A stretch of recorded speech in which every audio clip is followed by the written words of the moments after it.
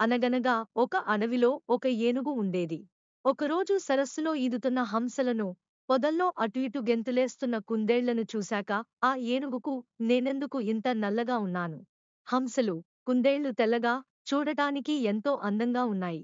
నా శరీరం కూడా తెల్లగా ఉంటే నేను కూడా వాటిలాగే అందంగా ఉండేదాన్నేమో అనే ఆలోచన కలిగింది ఎలాగైనా. తను కూడా తెల్లగా మారాలన్న కోరిక కలిగింది.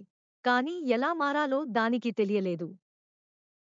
ఇక ఆ రోజు నుంచి ఏనుగు దిగులుతో ఆహారం తీసుకోవడం మానేసి చిక్కి శల్యమైపోయింది. ఈ సంగతి ఏనుగు మిత్రుడైన నక్కకు తెలిసింది. స్నేహితుడి కోరిక తీర్చడానికి అది ఒక ఉపాయం ఆలోచించింది. అడవికి దగ్గరలో ఉన్న ఒక ఊరు నుంచి తెల్లరంగు డబ్బాలు తెప్పించింది. కోతులతో, ఎలుగుబంట్లతో చెప్పి ఏనుగు శరీరం నిండా తెల్లరంగు వేయించింది. నల్లగా ఉన్నది కాస్త తెల్లగా మారిపోయింది. ఆ విధంగా తన కోరిక తీరడంతో ఏనుగుకు ఎంతో సంతోషం కలిగింది.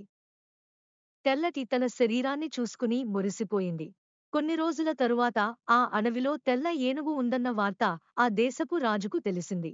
ఎలాగైనా ఆ ఏనుగును బంధించి తీసుకురమ్మని కొంతమంది భటులను పంపాడు. రాజభటులు గుంపులు గుంపులుగా వచ్చి ఆ అడవంతా జల్లెడపట్టి వెతకసాగారు. వారి రాకతో ఆ అడవి వాతావరణమంతా అతలాకుతలం అయిపోయింది.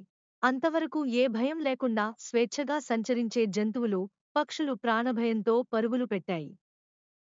చివరకు తెల్లగా మారిన ఆ ఏనుగును రాజభటులు పట్టుకోగలిగారు. ఏనుగును నలువైపులా చుట్టుముట్టి తాళ్లతో కట్టి లాక్కుపోసాగారు భటులు. ఇంతలో వర్షం మొదలయ్యింది.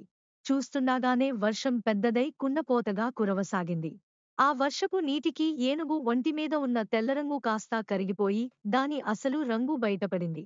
నల్ల ఏనుగును చూసి రాజభటులు ముందు అవాక్కయి తరువాత దాన్ని వదిలి వెళ్ళిపోయారు. ఆ విధంగా ప్రాణాలతో బయటపడ్డ ఏనుగుకు బుద్ధి వచ్చింది. ఉన్నదానితో సంతృప్తి చెందాలే కాని, లేని దాని గురించి బాధపడకూడదని నిర్ణయించుకుంది. తన తప్పు తెలుసుకుని గట్టిగా లెంపలు వేసుకుంది.